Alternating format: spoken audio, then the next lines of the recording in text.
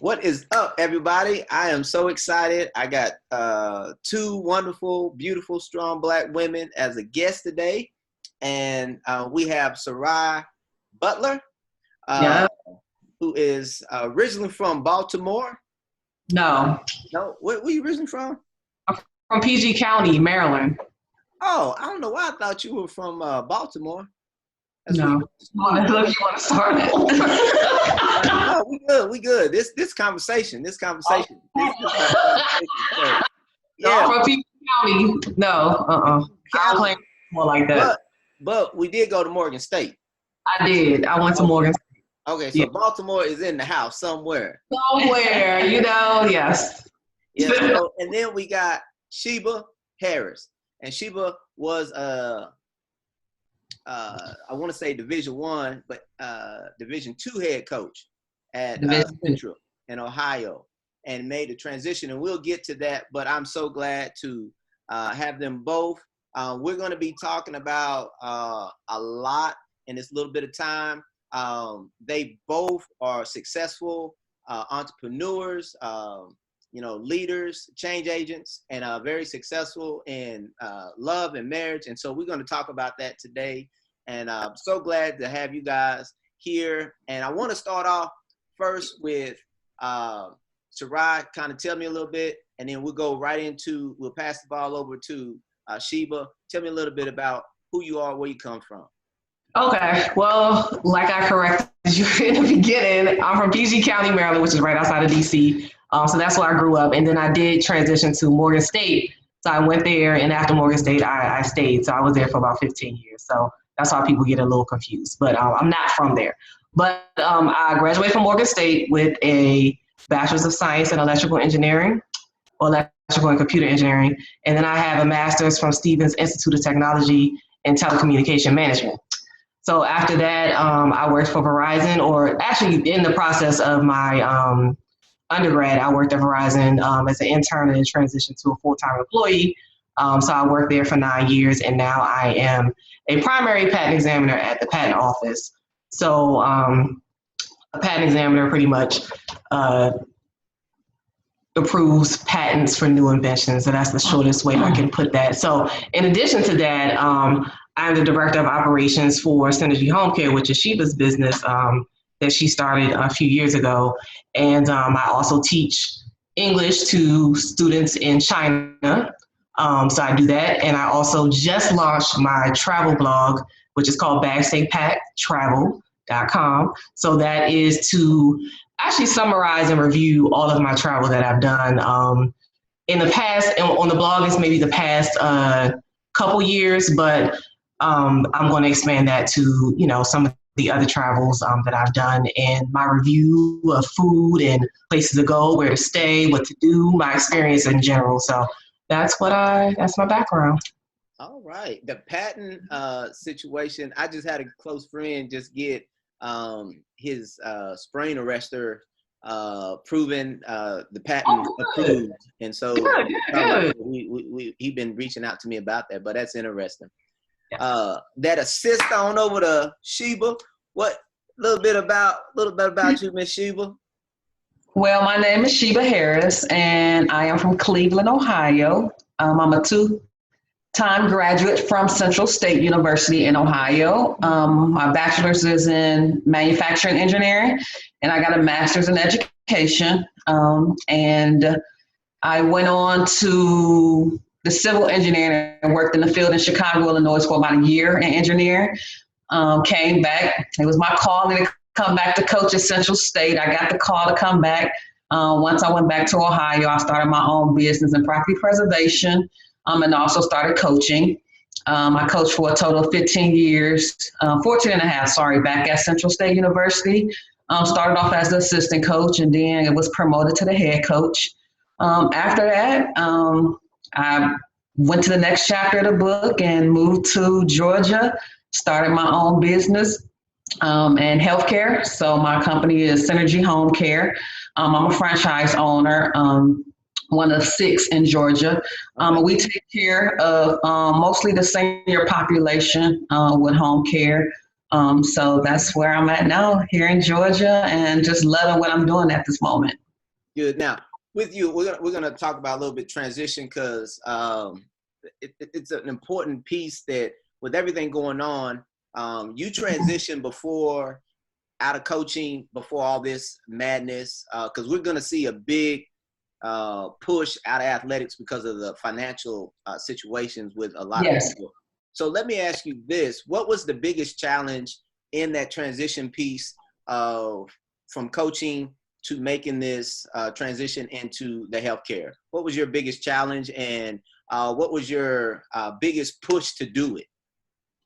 I think the biggest challenge was having the will to take a risk and transition because I'm a sports fanatic and I love helping people. And one of the biggest things of being at Central State and coaching my athletes was I took care of my athletes to make sure, number one, that they graduate, but then just getting them ready for the real world. And I think at a period in my lifetime, I was afraid to leave because I didn't want to let my athletes down. And then it got to a certain point, I had to start thinking about myself and my happiness and transitioning to the next chapter in my life. So me leaving Central State in basketball, period, it was a 2-year process because mentally I had to prepare myself. And each year I was there 100%, but mentally I prepared myself as when is it going to be the last time of me walking into this office or walking into this gym and coaching them. So I prepared myself to go into my next chapter of my life, which was, opening up my home care agency. And I was comfortable enough to where when I made that decision, I was 100% comfortable in saying, this is what I need to do. And I talked to my family, I talked to Sarai, and it was in my heart to move on. So the transition was pretty much easy. My players understood. They still communicate with me to this day. But the transition was, I'm sorry, what was that? Yeah, they might need a job. That's true. I had one text me today asking for advice. So I just wanted to be that, not just a coach, but just that mentor for a lifetime for them. So the transition was pretty easy for me, I should say, because I prepared myself for at least 2 years to move on to the next phase of my life. And so I'm happy where I'm at. I know in athletics right now, with everything that's going on, the pandemic and everything, I talked to some of the coaches that I know they can't get on a recruit. I know it's a struggle for them, but they just got to, find out an alternative, internet, use your resources and get the job done. And that's what we all have to do no matter what field we're in. And it's interesting because I wrote an article and I talked about the stages of transition and the processes that you have to make. And one of them, those processes was mentally preparing yourself to do this and not be afraid of what is behind that door that is called the unknown. Yeah, a lot of us, because we're so used to doing the same thing, and it becomes a habit. But as we transition into that, I would love to hear Sarai. Like Sarai, when you came into the relationship with Sheba and she transitioned to Georgia, what was that like for you? Because a person that had been in the field, now we're starting a business. We're also starting this love. So you building this all together. How was your transition into all of it? And because I know you were going to Ohio, going back and forth to Ohio, watching games. You became a part of that. So what was that whole transition for you like to build a life around a coach and then her to transition out and build this life as entrepreneurs now that is just an absolutely amazing story? Well, honestly, I think I was more scared of our relationship not working versus her actually being successful in the business. So I knew that whether we worked or not, she was going to be successful because I saw from the very, very beginning of when she even had the idea of leaving, and I just didn't even believe her to say, you're really going to leave basketball? Like, this is your life. This is what you've been doing for forever. So I was more nervous about our relationship and us moving in together and being able to navigate that on top of her building a business. So, so I think I was more nervous about that part, but the transition actually wasn't that bad. I think we had maybe a few conversations about maybe finances in the very beginning, because she thought I spent too much and I didn't look at prices. And she, was a little more, cost sensitive. I won't say cheap. I'll say cost sensitive. She's a little bit more of that. So I think that was more of our challenge in trying to build our life together, was just the financial part. But once we had a conversation about it and we figured out what works for us, it's just been smooth sailing. And I'm always, I would like to say I'm always very supportive. So whatever she needed to get this business done or up and running, I was willing to help. So that to me made the transition a little easier. And I think for her, I don't want to necessarily speak for her, but I think for her, because she probably trusted me to be a support for her and not, and see this through and not say, okay, well, it's been 2 months. What's going on? It's been 3 months. Why are you not making this? Or it's been, 6 months. Why don't you have, this many clients? I didn't do that. I saw, because I see the process and I see that she works hard every day, 7 days a week. So, so it was just that trust that I had, that she had a vision and that she was going to see it through. And she's always been focused even before me, but she proved it with starting this business, that she was able to just go ahead and see it through and get it done. Yeah, well, I will say this, for many people out there, when you go into business with a coach, it's a different level, an athletic coach, because we work hours and we have a mentality that is so different than most of the world because of what we have to do. Everything that we do survives and lives off of a result or an outcome. And so everything is result based for us. And so when you say she works 7 days a week, I wouldn't even question it because of where she come from, the last 15 years in her career. That's a 24-hour, 365-day job. Absolutely. Truly trying to make something happen for people in all aspects, not just winning, but their lives. Some don't got mamas and daddies, and you the mama, you the daddy, you the brother, you the cousin, everything. You everything to them. And at the end of the day, that just, when you move into this entrepreneurial role, that she was going to only do but great because of where she come from. Now, let me ask this: what is one success tip in your relationship that keeps your relationship vibrant, that we can give to people, that keeps y'all gelled through love and business? My number one thing would be balance. You have to be able to balance your work, your family, and then your relationship, right here. Because my family, we're real close and they may call every single day. But with me, I've had to find time to balance everything, as far as me wanting to talk to my family, work, but I also have to find time for Sarai to make sure the relationship works. So I say the number one thing is balance. Yeah. And I would say for me, it's more of the fact that we are independent people. We didn't come into the relationship needing each other to survive. So she has her friends, I have my friends, I have my work, I have my dreams, my goals, and she has the same. So where we can meet, we do. And where we don't meet, we don't stifle the other person from doing those things. So when I want to travel and I want to do things that she's not able to, then that's what I do. And when she wants to work 16 hours a day, then, I don't bother her either. So, and I know, last night she worked late and I came down and we listened to gospel music for like 2 hours because that's her thing.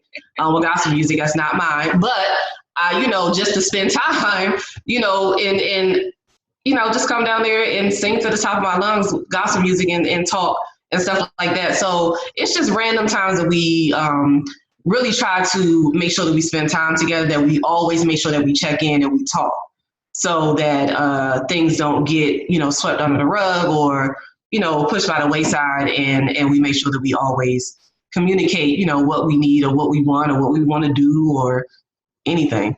Yeah. So, a couple of things that I heard that are amazing, and even me learning this relationship every day, because I just truly getting in the R's over the last 7 years. But one thing you said is communication is key, because in any organization, business, relationship, friendship, if there's no communication, well, and I say honest communication, Yeah. Yes.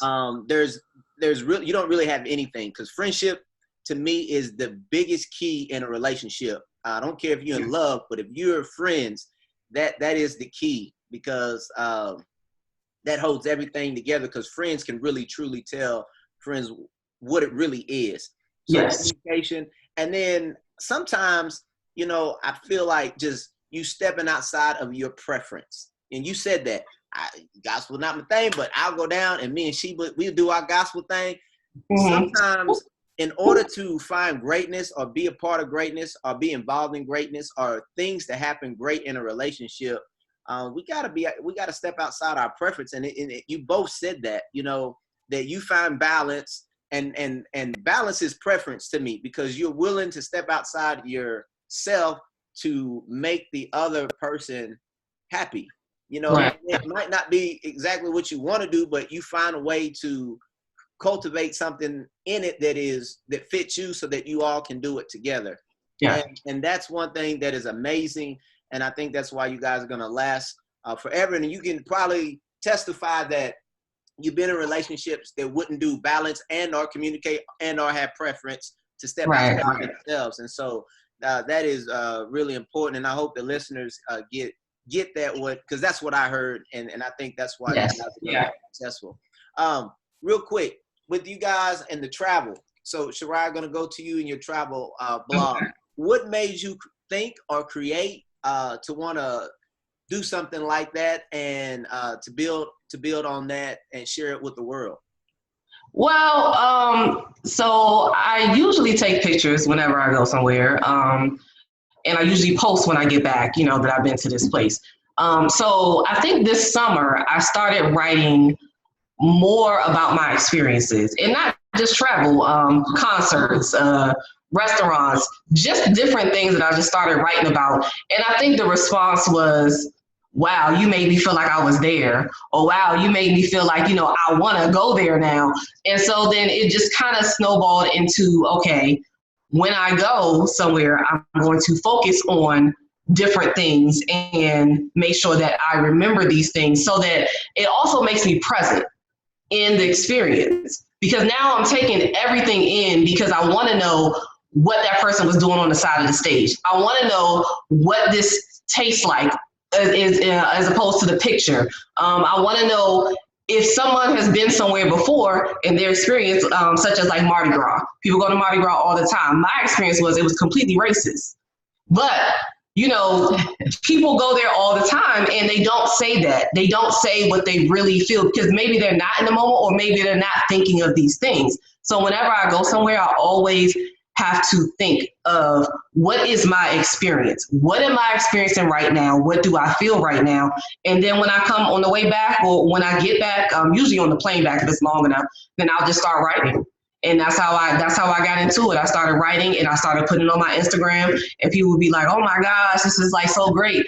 And then it just kind of snowballed from there. So I just started with trying to create the website. And then, of course, this pandemic came.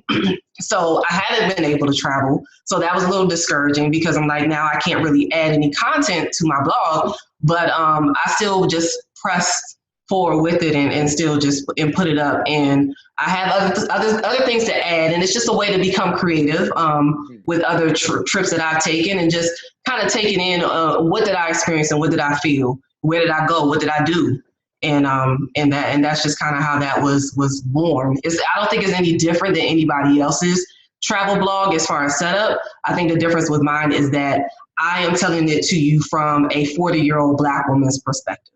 Mm-hmm.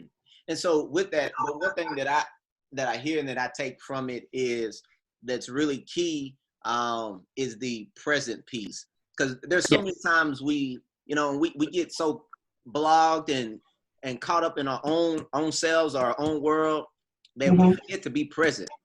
Yes. You know, and there are times I went on vacation with my wife, and you know, you so thinking about work that hell, I should have stayed at work. And then when I'm on at work, then I'm thinking about, damn, I want to be on a vacation. Well, I should have been on the vacation when I was on vacation. I think we get so caught up and we flip it that we don't really stay present. When I'm at work, be at work. When I'm on vacation, be on vacation. When I'm with family, be with family. And so you saying that is really, really important, because I don't think we take enough time. And I think this pandemic has made us be present. Yes. So, a couple things are going to happen. I told my wife, I said, there's going to be a lot of babies come out of this pandemic. There's going to be a lot of divorces come out of this pandemic. Yeah, I agree. You know? And there's going to be a lot of transition, because people are truly going to be actually in the present to see, you know, whether I've been at a job and I can't take the abuse that I'm taking because I just thought I was okay with it, or I want to try this, or I want to do this, or I want to write a book, or I want to. So I think there's going to be a lot of different things come out of this pandemic. And if you were creative and you were busy, I think you'll find yourselves launching out into something that is really amazing. Sheba, in this pandemic, how has it helped or hurt your business? It helped and hurt at the same time. It helped me find out who my true employees are, who's like really dedicated and faithful to the business, who no matter what, they like, Sheba, whatever you need, like I'm there, what client needs service. And you know, it's a scary time. And when you have employees who are not just honestly like just looking for the money, but they want to make sure that their client is taken care of. They have groceries, they have toilet paper, they have any necessity that they need. They're willing to go out there and risk their health for that. It made me really understand, like I really have some true employees that their heart is in it.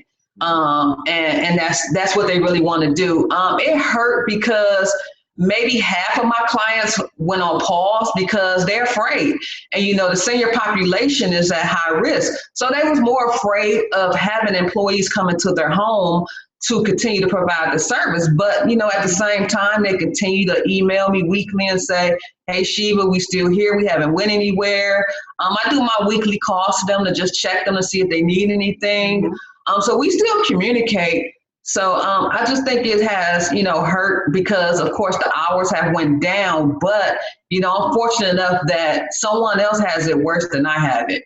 And I still have employees that are willing to go out there and work during this pandemic. So I'm just fortunate and blessed in both aspects of it. Either it's negative or positive, that I'm just still up and able to work during this time.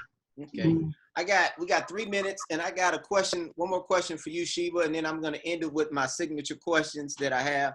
My question to you as an entrepreneur, can you give me one tip that you use, or a couple things that you use to keep your staff morale up, to encourage some things that entrepreneur could take away from you to motivate, you know, your people, or you know, something that you could give in that regard?